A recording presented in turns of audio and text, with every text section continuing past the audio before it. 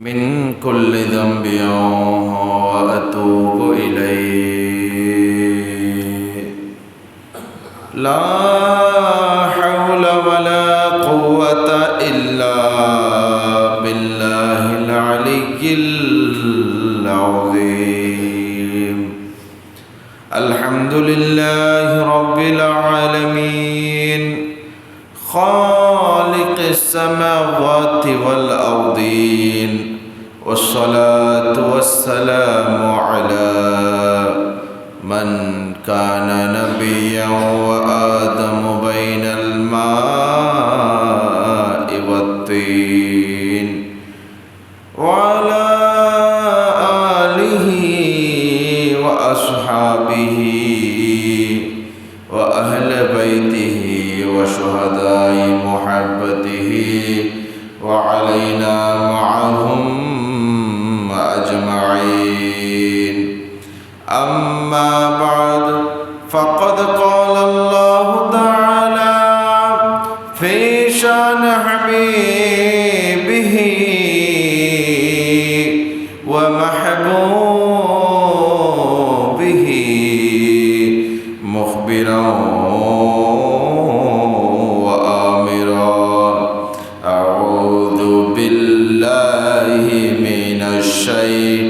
الشيطان الرجيم بسم الله الرحمن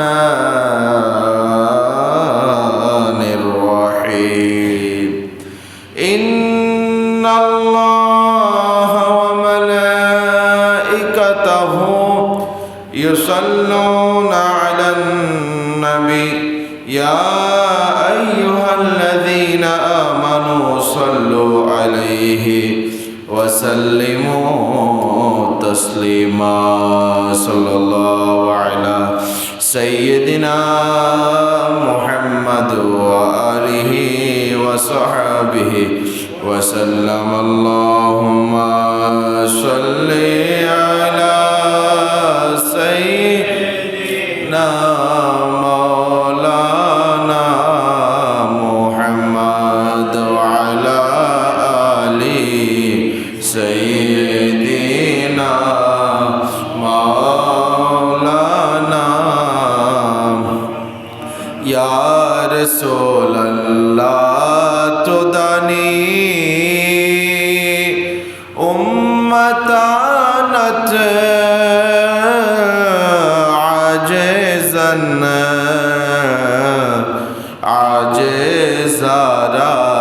रहनुमा वो जुमला रोमा व तुई अल्लाहुम्मा सल्ली अला सय्यिदिना मौलाना मुहम्मद व अला आलि सय्यिदिना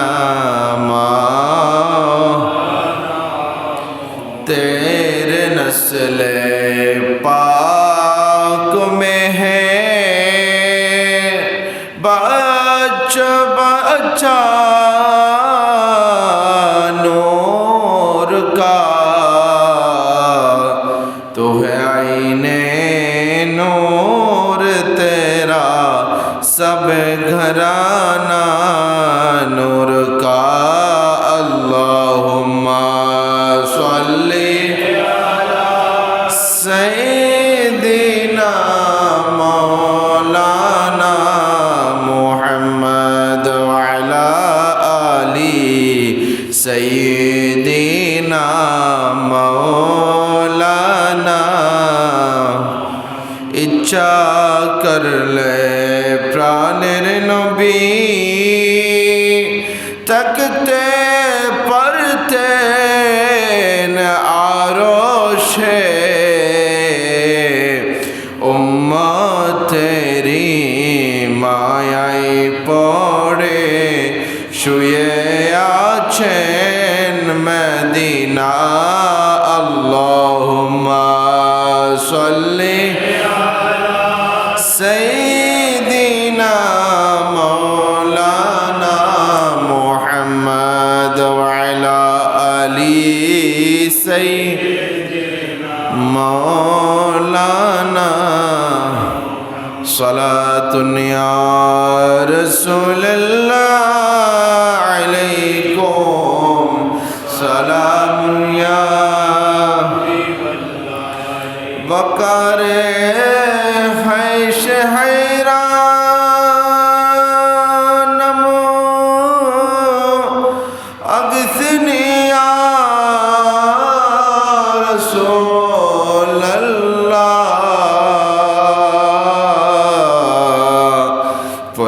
परेशानम परेशानम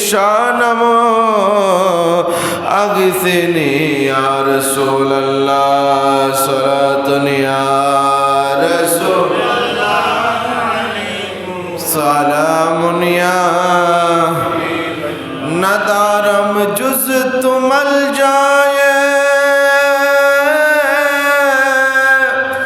नदारम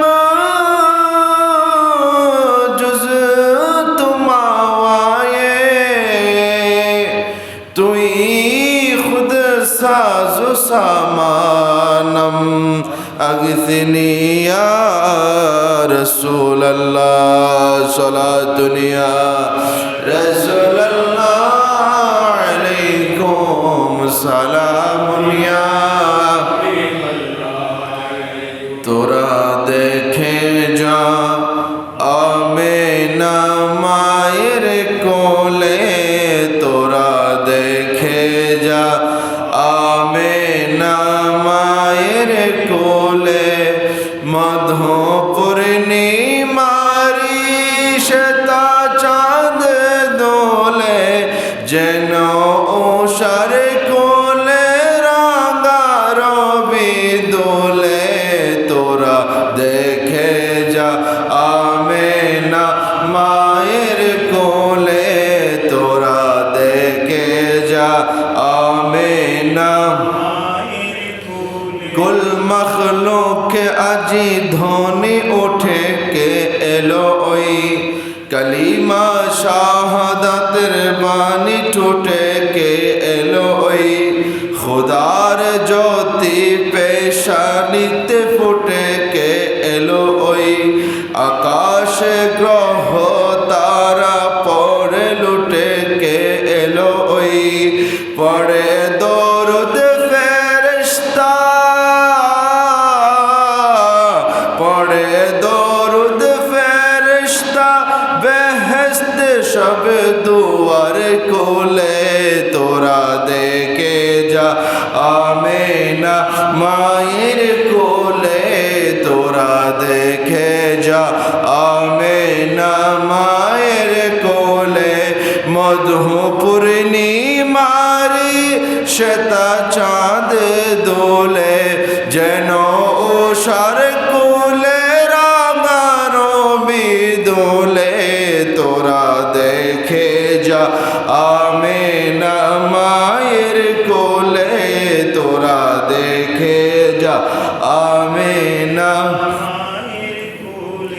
मोहतरमुल मकाम दिल मजद वल एहतिशाम सम्मानित मुसल्लिन किराम पर्दानशीन मा ও বোনেরা রহিমানি ও রাহিমাকুমুল্লাহ আসসালামু আলাইকুম ওয়া রাহমাতুল্লাহি ওয়া বারাকাতুহু মহামনিব আল্লাহ জাল্লা ওয়া আলার মাজদুহুর আলিশান দরবারে অসংখ্য অগণিত শুকরিয়ার সেজদা আদায় করি যে মহান রব্বুল আলামিন আমাদেরকে দয়া করে মেহেরবানি করে পবিত্র মাহে রবিউন নূর শরীফের দ্বিতীয় জুমায় ঐতিহ্যবাহী হযরত ওয়াইসুল কারনী রহমতুল্লাহি আলাইহি জামে মসজিদে এসে বসে জুমার নামাজ আদায়ের প্রারম্ভে পবিত্র কোরআন ও হাদিসের আলোচনা শোনার বসার তৌফিক দান করছেন সেই মনিবের দরবারে আমরা সকলেই মহব্বতের আওয়াজে বলি আলহামদুলিল্লাহ।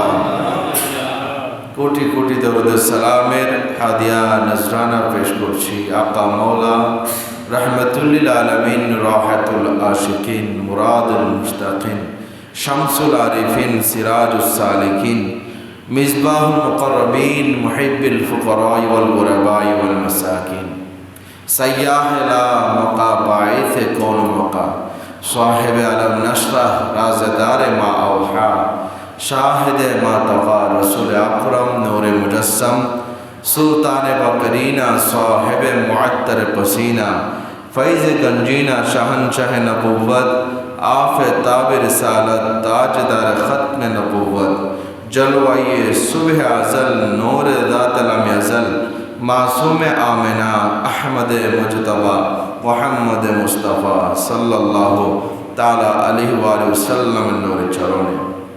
सम्मानित उपस्थिति, आजकेर आलोचनार विषयबस्तु हलो जुगे जुगे जे समस्त मनीषी सर्वप्रथम ईदे मिलादुन्नबी पालन कारा कारा करेছেন, কে করেছেন এবং যুগে যুগে মনীষীদের মধ্যে কারা কারা করেছেন উদযাপন করেছেন এবং এই মিলাদুন্নবী পালন করার ফজিলত ফাজাইল ইনশাআল্লাহ আলোচনা হবে। আল্লাহ পাক আমাদেরকে মনোযোগ সহকারে চোখ কান এক করে বক্তব্য শোনার আমল করার তৌফিক দান করুন, সকলে বলি আমিন। পবিত্র কোরআনে আয়াত, যে আয়াত আজকে আমি উপস্থাপন করব, সে আয়াতটা হচ্ছে সূরা আলে ইমরানের ৮১ নম্বর আয়াত। উক্ত আয়াতের মধ্যে আল্লাহ পাক রব্বে করিম খালিকুস সামাওয়াত ইরশাদ করেন, আউযু বিল্লাহি মিনাশ শাইতানির রাজীম বিসমিল্লাহির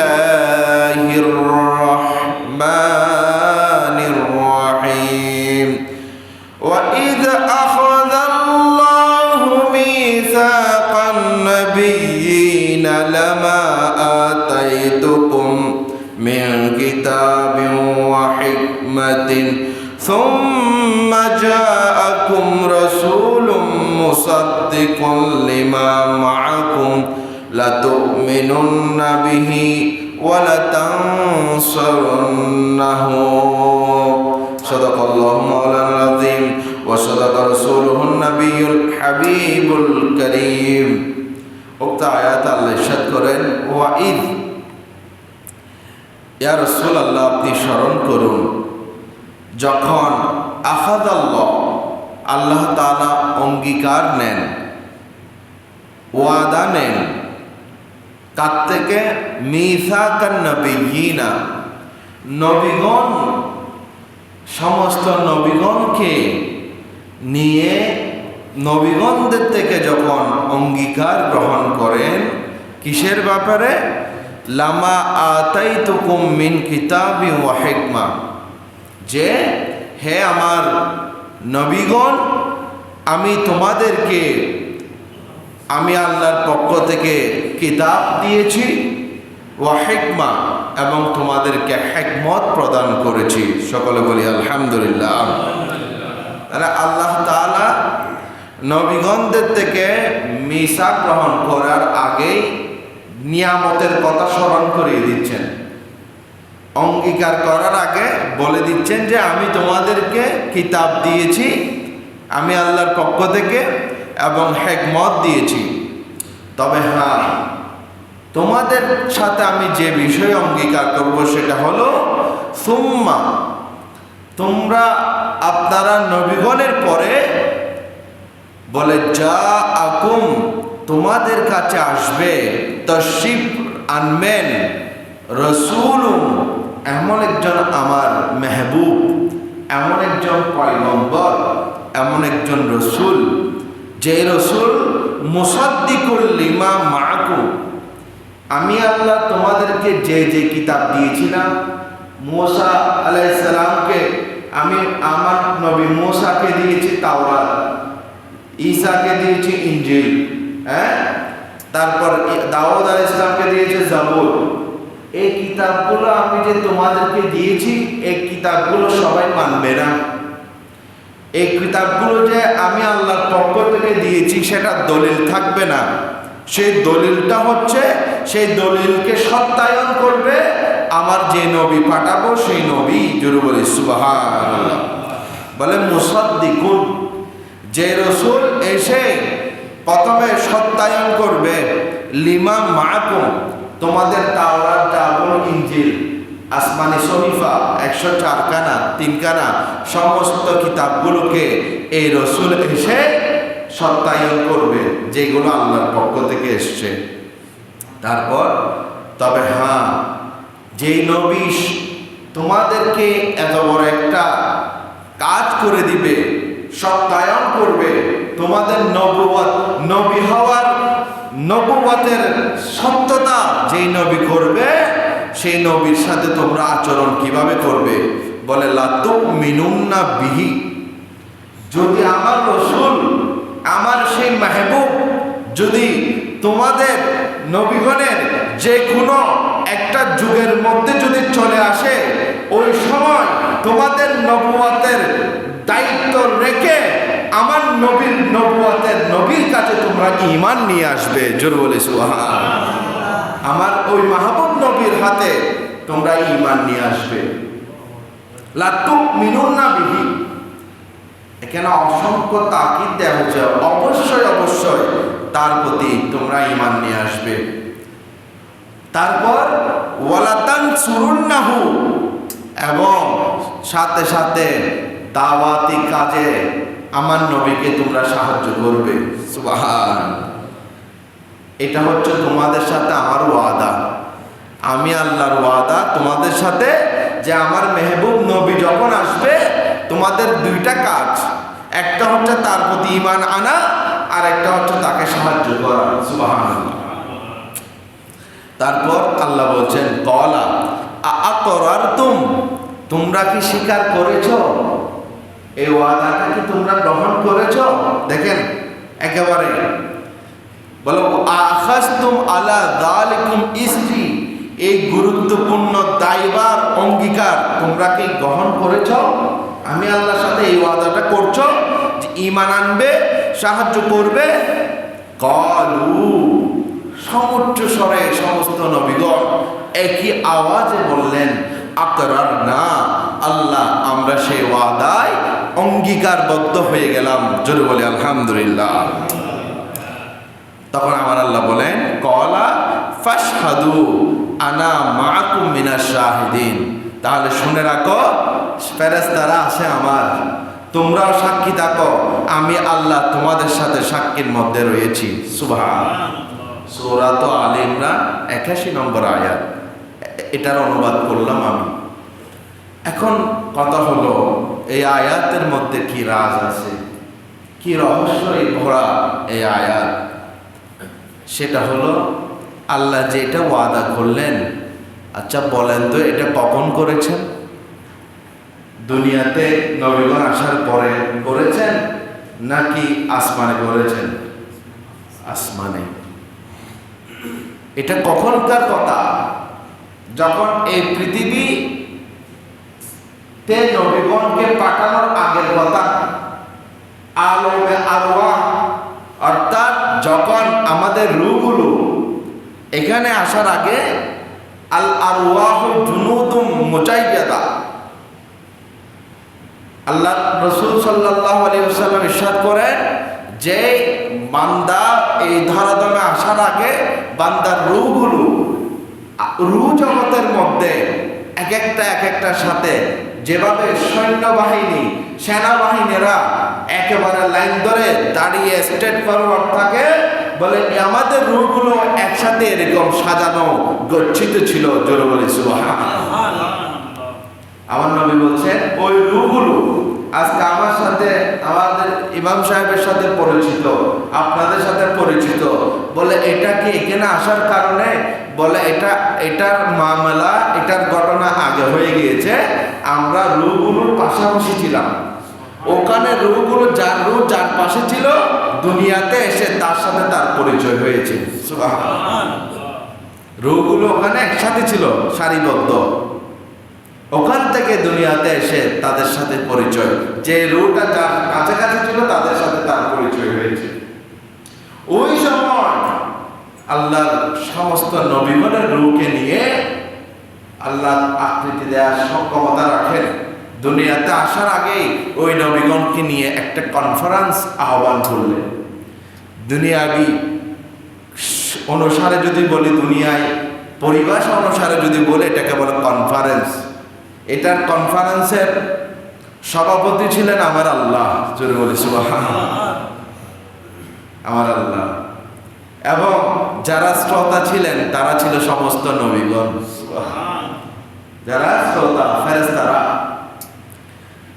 এবং বিশেষ মেহমান ছিলেন আমার নবী, জোরে বলি সুবহানাল্লাহ। প্রধান আকর্ষণ ছিলেন আমার নবী সরকার দু আলম সাল্লাল্লাহু আলাইহি ওয়াসাল্লাম। এই সময় আল্লাহ পাক নবীগণকে ডেকে আমার নবীর শানওয়ান বয়ান করেছেন। কিসের শানওয়ান? যে এই ধরাধামে আমার মাহবুব নবী আসবে, সুবহানাল্লাহ। আমার নবী আসবে, এই আশার উপলক্ষ করে, আশাকে উপলক্ষ করে কি বানিয়েছেন? বলে দুনিয়াতে যেভাবে কোনো আপনার মেয়ের শ্বশুর বাড়ির মানুষ আসলে, নিজের শ্বশুর বাড়ির মানুষ আসলে ঘরগুলোকে সজ্জিত করা হয়, খানা পিনার ব্যবস্থা করা হয়, আরো কত কিছুর আয়োজন করা হয় যে মেহমান আসবে।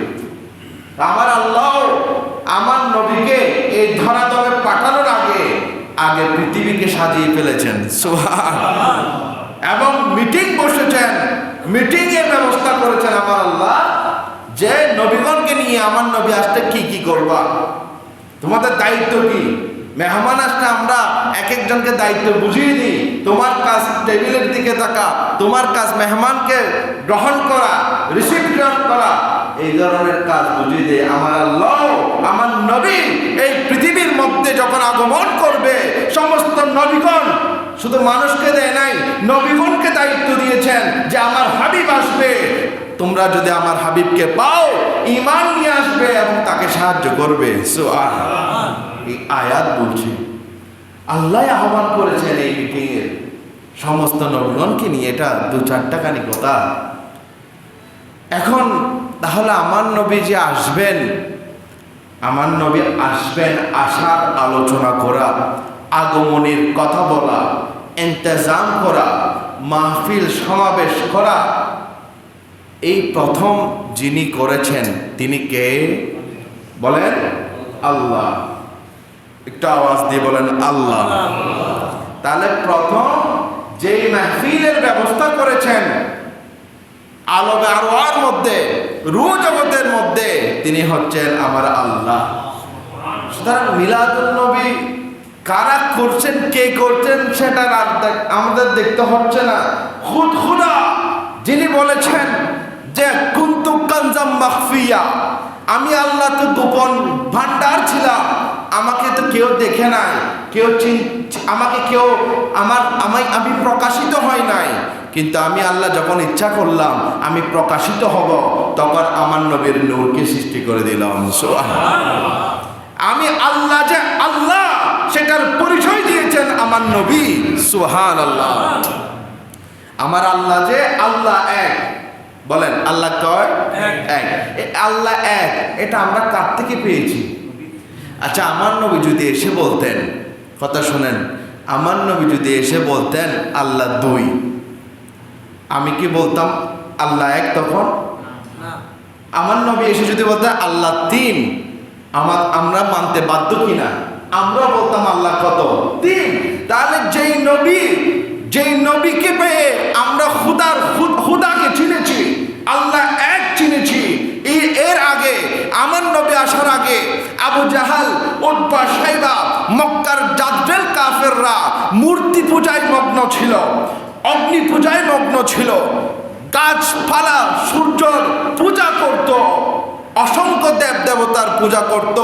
সেগুলোকে আমার নবী আসার সাথে সাথে এগুলোকে দাফন করে দিয়েছেন। সুবহানাল্লাহ।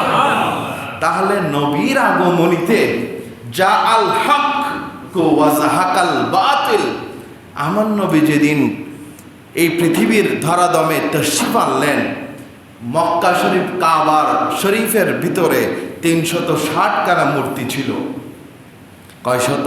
360। সমস্ত মূর্তি পড়ে গিয়েছে আপন জায়গা থেকে, হেলে পড়েছে।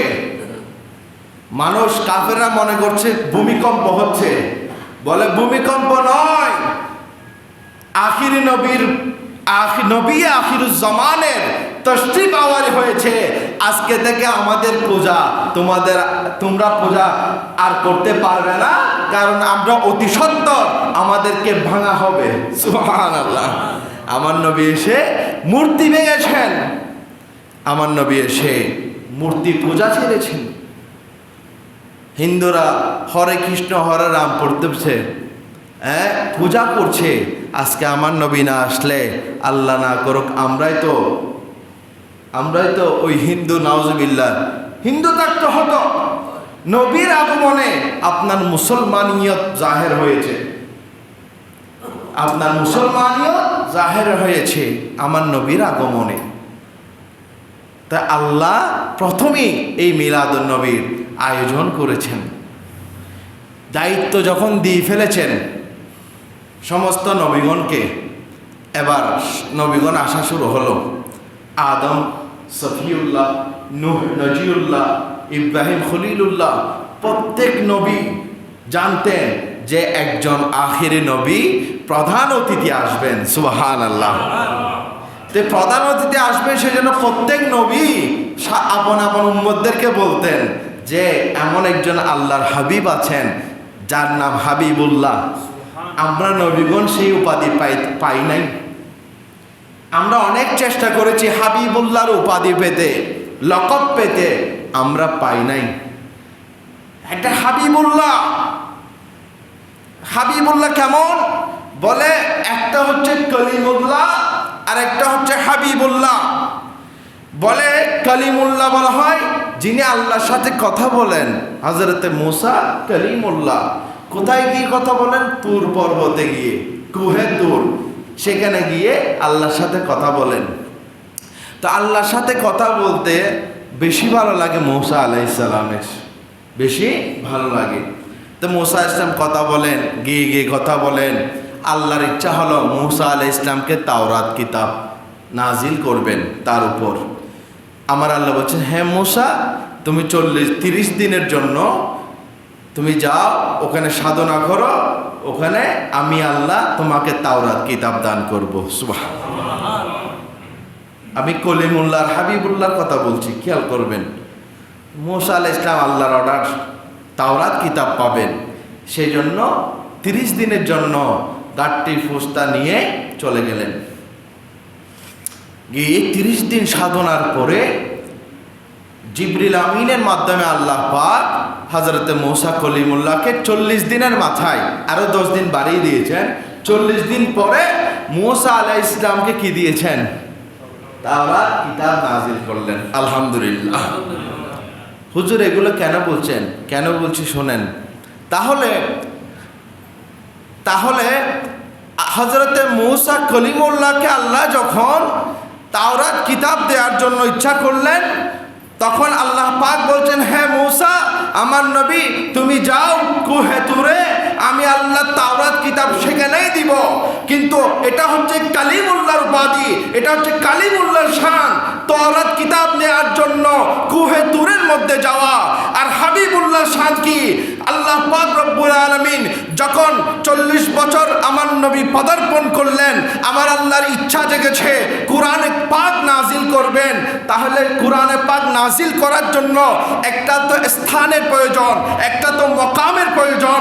যেভাবে মূসা আলাইহিস সালামকে তুর পর্বতে পাঠিয়ে সেখানে তাওরাত দিয়েছেন, হাবিবুল্লাহকে কোথায় দিবেন? সেই মকাম কোথায়? জিবরিল আমিন আরজ করলে, ইয়া আল্লাহ, কালিমুল্লাহর জন্য তো কুহে তুরকে নির্ধারণ করেছেন, হাবিবুল্লাহর জন্য কি নির্ধারণ করেছেন? আমার আল্লাহ বলতে লাগলেন, হে জিবরিল শোনো, হাবিবুল্লাহ কলিমুল্লাহকে এক চোখে দেখবে না। কলিমুল্লাহ, হাবিবুল্লাহ। কলিমুল্লাহর জন্য আমি কুহে তুর দিয়েছি, কিন্তু হাবিবুল্লাহর শান হচ্ছে আমার হাবিব মক্কায় থাকলে, হে জিবরিল তুমি মক্কায় যাবে।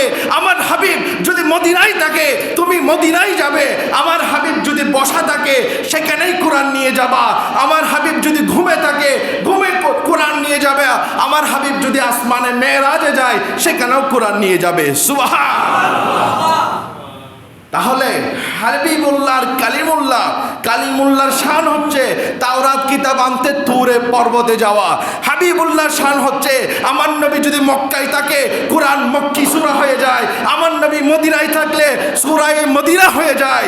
এই জন্য কোরআন কালিম খুললে দুই ধরনের সূরার নাম পাবেন। কয় ধরনের? একটা হচ্ছে মক্কি সূরা আর একটা হচ্ছে মাদানী সূরা। কি রে, কোরআন এক, নাম দুইটা কেন? বলে কোরআন এক, নাম দুইটা কেন? এটার কারণ হলো আমার নবী যতদিন মক্কা শরীফে ছিলেন আয়াত নাজিল হয়েছে কিনা, সূরা নাজিল হয়েছে কিনা? বলে কোরআন যতদিন ছিল আমার নবী মক্কায় ছিলেন, তখন কোরআনের নাম মক্কি, সূরার নাম কি হয়ে গেল? মক্কি সূরা। আমার নবী যখন মদিনায় পাখি চলে গেলেন, আমার আল্লাহ নাম চেঞ্জ করে দিলেন। আমার নবী মদিনায়, এটা মাদানী হবে।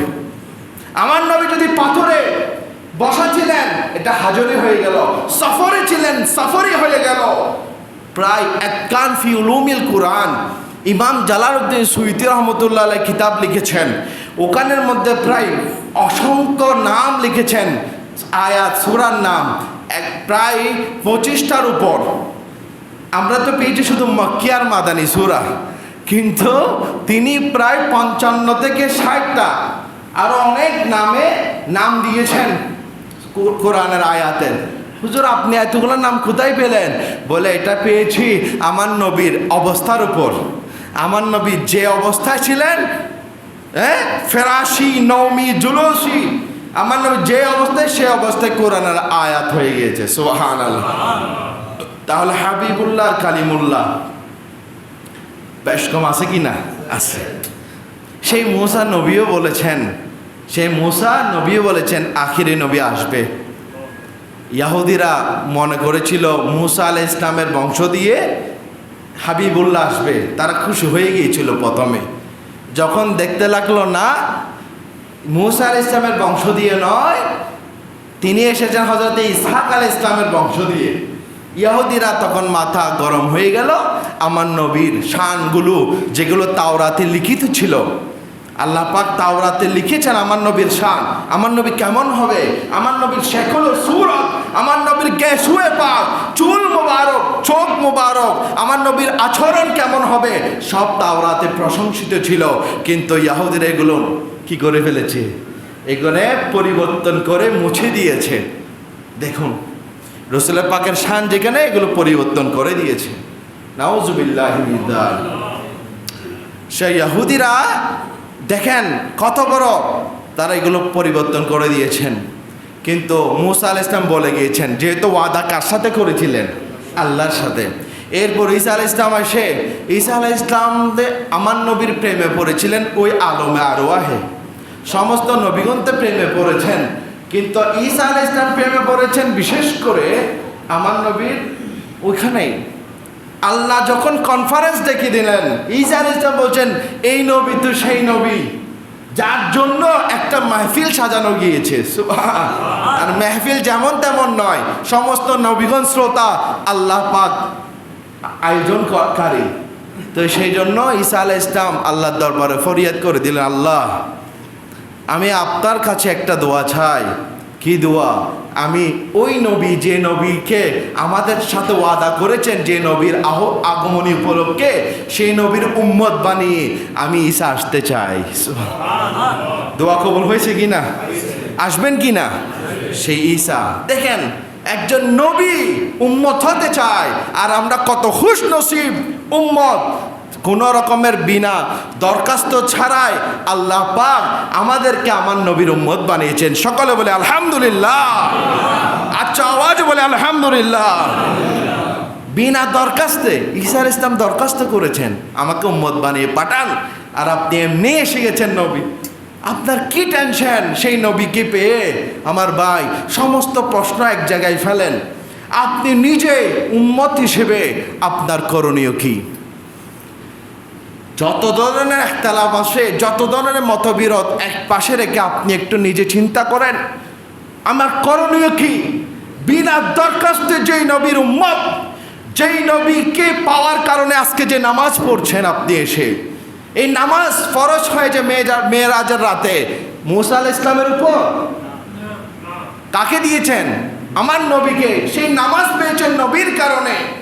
যেই নামাজের জন্য পাগল হয়ে গিয়েছেন, প্রশ্ন তুলেন যে জুলুসে যায় মানুষ, নামাজ নাই, কালাম নাই। আরে বুকার বুকা, তুমি নামাজ কি দেখেছ? হাজার হাজার মানুষ তুমি না দেখে একজনের কথা শুনে বলে দিলে সেখানে নামাজ নাই। তোমার বিবেক কোথায় গেল? তোমার বিবেক কোথায় গেল? হাদিস পাকে রয়েছে, আল্লাহর হাবিব সাল্লাল্লাহু আলাইহি ওয়াসাল্লাম ইরশাদ করেন, কাফা বিল মারই কাযিবান আন ইয়াকুলা মা সামিয়া। বলে একজন মানুষ মৃত্যু খাওয়ার জন্য এটাই যথেষ্ট, যা শুনে যাচ বাছাই না করে সেটা বলতে থাকা। নাউজুবিল্লাহ বলে। আমাদের অবস্থা হয়েছে, আমরা শুনছি জুলুসে গেলে নামাজ নাই। হিরে বাবা, নামাজ তো আমি তো গিয়েছি, ইমাম সাহেব গিয়েছেন। নামাজ কোথায়? চাঁদ থেকে নিয়ে জুলুসের ময়দান থেকে নিয়ে বহদ্দারাত পর্যন্ত মুসল্লির জায়গা নাই। পিলাপ নামাজ হয়েছে 3টায়। দেখুন, শুধু শুনে বললেন নামাজ নাই, মানুষকে মিসগাইড করে, মানে এটা নামাজের একটা ইমোশনাল কাজ দিয়ে ব্রেন ওয়াশ করে বলে নামাজ নেই এখানে, জুলুসে নামাজ কি? কোনো নামাজ নেই, একটাও নামাজ পড়ে না। কেন? অমুক নেতার মিছিলে গিয়েছিলা, 5 ওয়াক্ত নামাজ কাজা করছিলা, কখনো তো এই ফতোয়া মারো নাই। আমার নামাজ এই মিছিলে গিয়েছে, নামাজ কাজা, ওই প্রশ্নটা তুলো নাই। এই প্রশ্ন তো কোনো মানুষ করে নাই। অমুক জায়গার অমুক নেতার মিছিল, সেমিনার, সভা করেছ, নামাজের তখন প্রশ্ন ওঠে নাই। শুধু জুলুসে গেলে নামাজের প্রশ্ন এসক বাড়ি যায়। ডাল মে কুছ কালা হ্যাঁ, আল্লাহ পাক হেফাজত করুক। আপনি নিজ কানে দেখে আসবেন। আপনি এমনি জুলুসে যায় না, একবার যাবেন, শুধু দেখবেন যে নামাজ হয় কি না। কি নামাজ পড়বেন? জায়গায় নাই নামাজ পড়ার, এত মানুষ। আল্লাহু আকবার কাবীরা। বিরোধিতা থাকবে, কিন্তু একটা যুক্তিনিষ্ঠ সমালোচনা করতে হবে। আন্তাজে বকবক করলে হবে না। তো আমি যেটা বলছিলাম যে নামাজ, যেই নবীর কারণে আমরা নামাজ পেয়েছি, যেই নবীর কারণে রোজা পেয়েছি, যেই নবীর কারণে তুমি মুসলমান পরিচয় দিচ্ছ, যেই নবীর কালিমা, যেই নবীর নাম না ধরলে তোমার কালিমা শুদ্ধ হবে না, মুসলমান হওয়া শুদ্ধ হবে না। তোমরা সবাই বলো, আমরা বলি লা ইলাহা ইল্লাল্লাহ মুহাম্মাদুর রাসূলুল্লাহ। এটা পরেই তো মানুষ মুসলমান হয়, ঠিক কি না? নাকি শুধু লা ইলাহা ইল্লাল্লাহ? আবার একটা পার্টি আছে লা ইলাহা ইল্লাল্লাহ পার্টি। ওরে বাবা, কি আশক আল্লাহর প্রতি। বলে না আমরা শুধু লা ইলাহা ইল্লাল্লাহর আল্লাহ। তো এই রাসূল যে আল্লাহকে এক কে বলেছেন, আল্লাহকে এক কে বলেছেন। আমরা সূরা ইখলাস সবাই জানি কিনা? কি বলে এখানে? কুল হুয়াল্লাহু আল্লাহু লাম ইয়ালিদ ওয়ালাম ইয়াকুল লাহু কুফুয়ান আহাদ। এটার অর্থটা শুনেন। কুল, ইয়া রাসূলুল্লাহ আপনি বলুন। কি বলবো? আল্লাহু আহাদ, আল্লাহ এক। আল্লাহু সামাদ, আল্লাহ অমুখাপেক্ষী। লাম ইয়ালিদ ওয়ালাম ইউলাদ, আল্লাহ জন্ম দেননি, জন্মগ্রহণ করেননি। ওয়ালাম ইয়াকুল্লাহু কুফুয়ান আহাদ, আল্লাহর কোনো সমকক্ষ নাই। আচ্ছা, এই সূরাকে যদি এভাবে বলি কেমন হয় দেখেন তো। কুল বাদ দেন, শুধু কুল মানে ইয়া রাসূলুল্লাহ আপনি বলুন, এটা রাখেন। আনাল্লাহু আহাদ, আমি আল্লাহ এক।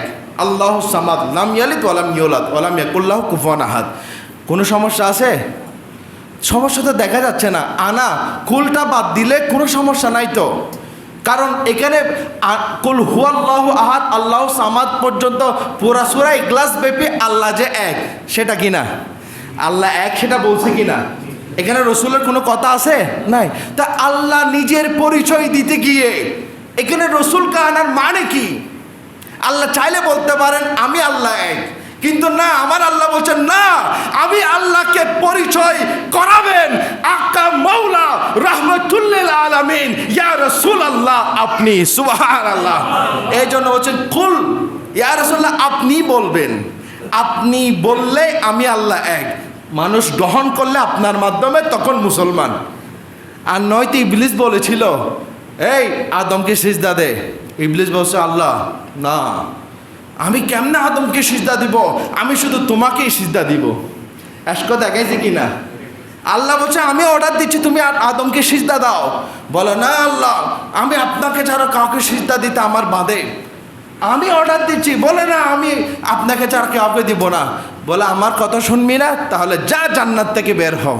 বলছে কি না? তাহলে আদমকে সিজদা দেওয়ার, আদম নবীর শানে হানত করেছে। আল্লাহর মহব্বত বেশি দেখাতে গিয়ে নবীর শানে বেয়াদবি করছে কি না ইবলিস, জাহান্নামী হয়েছে। তো আমার নবী যদি লা ইলাহা ইল্লাল্লাহ বলেন, নবীকে চিনে আমি যদি লা ইলাহা ইল্লাল্লাহ বলি, তখন এটা মুসলমান, নয়তো এটা মুসলমান নয়, এটাকে বলে মুনাফিক, ঠিক কি না? এই জন্য আমরা লা ইলাহা ইল্লাল্লাহর পক্ষের মানুষ নয়, আমরা পরিপূর্ণ কালিমার পক্ষ। আমরা অপূর্ণাঙ্গ ইসলামের মহব্বতকারী নয়, আমরা অপূর্ণাঙ্গ ইসলামে বিশ্বাসী নয়, আমাদের ইসলাম পরিপূর্ণ। আল্লাহ বলছেন ইন্নাদ দীনা ইনদাল্লাহিল ইসলাম, ইসলাম পরিপূর্ণ ধর্ম। সেই পরিপূর্ণতার দুইটা অংশ, একটা হচ্ছে আল্লাহ আর একটা হচ্ছে মুহাম্মদুর রাসূলুল্লাহ। একটা হচ্ছে লা ইলাহা ইল্লাল্লাহ, একটা হচ্ছে মুহাম্মদুর রাসূল। একজন হিন্দু আসলো, হুজুর আপনার কাছে আমি মুসলমান হব। ওই হুজুর বলতেছেন ঠিক আছে বলো আমার সাথে, আমি এক আল্লাহ ছাড়া কাউকে মাবুদ মানি না। ঠিক আছে, আপনি মুসলমান হয়ে গিয়েছেন, হয়েছেনি? কেউ বলবে সারা বিশ্বর উলামায়ে কিরামকে এক করান, একই কথা বলবে, একটাই ফতোয়া, লা ইলাহা ইল্লাল্লাহ বললে কোনো হিন্দু মুসলমান হবে না। মুহাম্মদুর রাসূলুল্লাহ ছাড়া ইসলাম অপূর্ণাঙ্গ। সুতরাং আমার নবীর বেলাদত হয়েছে, আমরা খুশি কি না নারাজ?